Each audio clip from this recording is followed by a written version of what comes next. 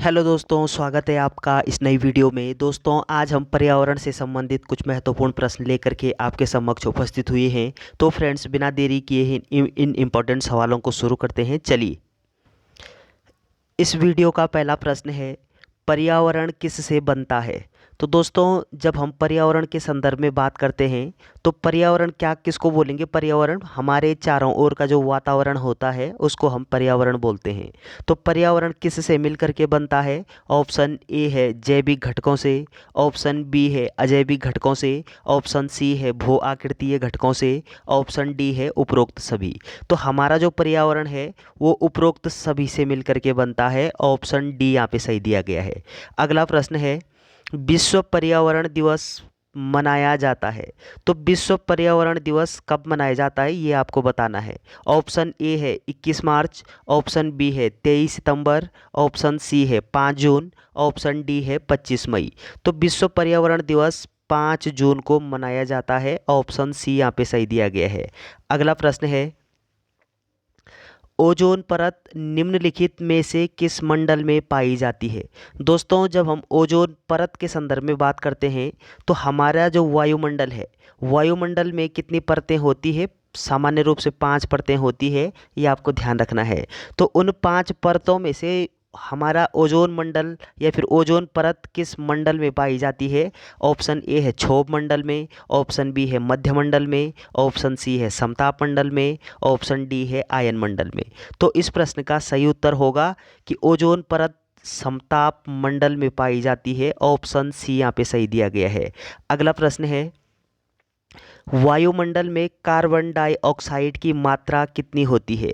तो दोस्तों, जब हम वायुमंडल की संरचना के संदर्भ में बात करते हैं तो वायुमंडल की संरचना में बहुत सारी गैसों का मिश्रण होता है, जैसे ऑक्सीजन होता है, कार्बन डाइऑक्साइड होता है, नाइट्रोजन होता है। तो आपको बताना है कि कार्बन डाइऑक्साइड की मात्रा कितनी परसेंट होती है। ऑप्शन ए है 0.3%, ऑप्शन बी है 0.03%, ऑप्शन सी है 0.30%, ऑप्शन डी है 0.03%। तो इस प्रश्न का सही उत्तर होगा 0.03%। ऑप्शन डी यहाँ पे सही दिया गया है। और कार्बन डाइऑक्साइड के अतिरिक्त ऑक्सीजन की मात्रा होती है 21% और नाइट्रोजन की मात्रा होती है 78%। ये आपको ध्यान रखना है।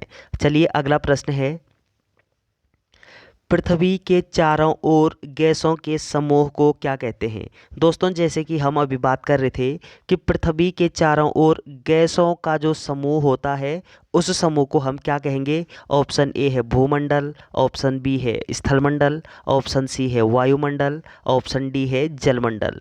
तो आपका सही उत्तर होगा वायुमंडल। ऑप्शन सी यहाँ पे सही दिया गया है। अगला प्रश्न है, निम्नलिखित में से किसका संबंध पर्यावरण सुरक्षा से नहीं है?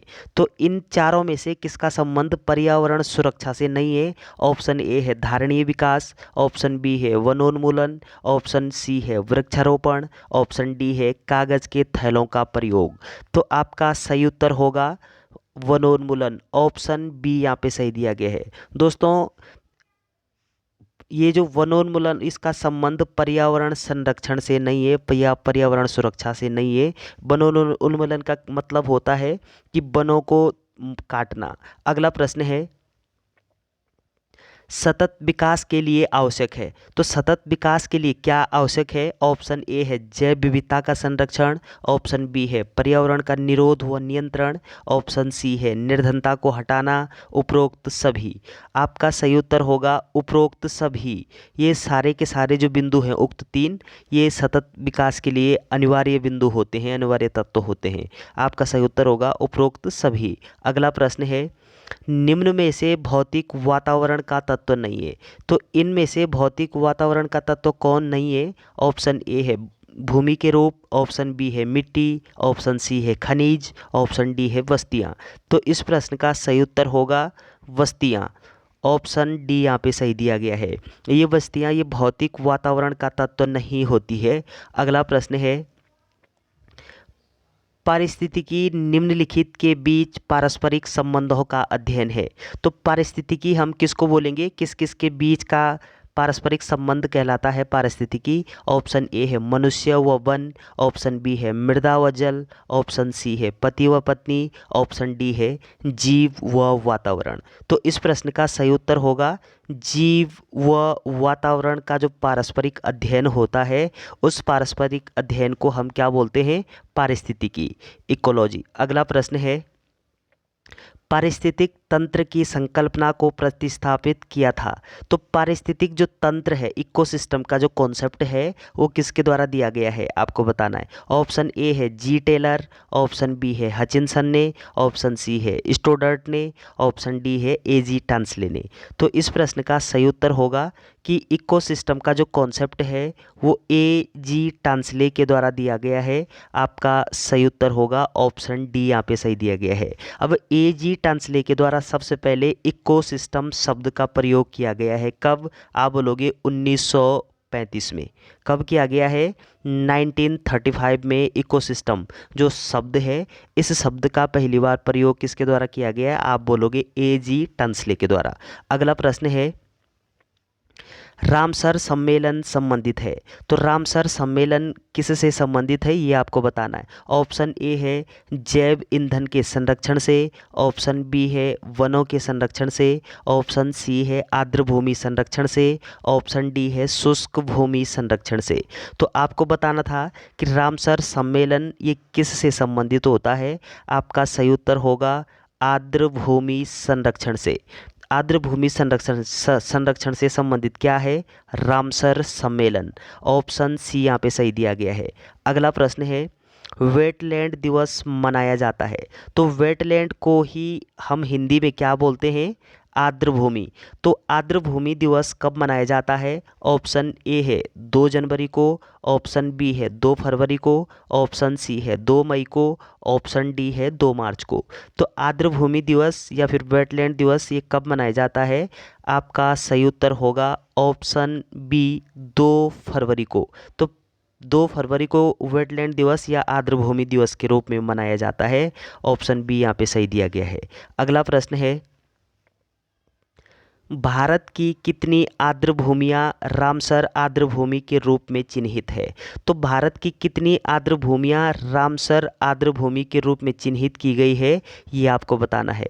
ऑप्शन ए है 25 आर्द्र भूमियाँ, ऑप्शन बी है 26 आर्द्र भूमियाँ, ऑप्शन सी है 27 आर्द्र भूमियाँ, ऑप्शन डी है 28 आर्द्र भूमियाँ।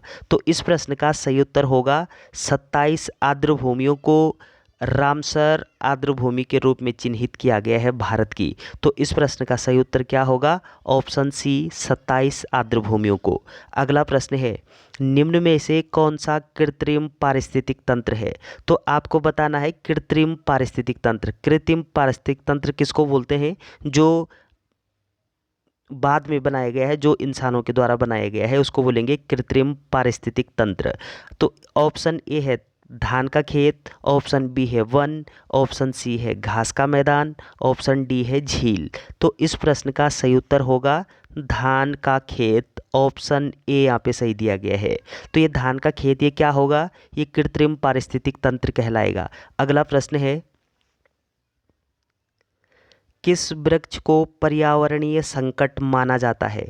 ऑप्शन ए है बबूल को, ऑप्शन बी है अमलतास को, ऑप्शन सी है नीम को, ऑप्शन डी है यूकेलिप्टस को। तो किस वृक्ष को बोलेंगे पर्यावरणीय संकट? जो पर्यावरण के लिए संकट उत्पन्न कर रहा है, कौन सा वृक्ष होगा? आपका सही उत्तर होगा यूकेलिप्टस को। ऑप्शन डी यहाँ पे सही दिया गया है। यूकेलिप्टस को क्या बोलेंगे?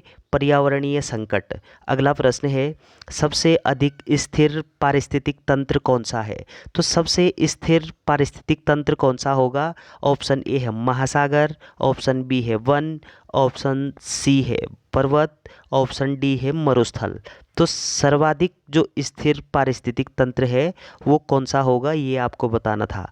आपका सही उत्तर होगा महासागर। ऑप्शन ए यहाँ पे सही दिया गया है। तो चलिए दोस्तों, वीडियो अगर आपको अच्छी लगती है तो चैनल को सब्सक्राइब करना ना भूलें। Thanks for watching.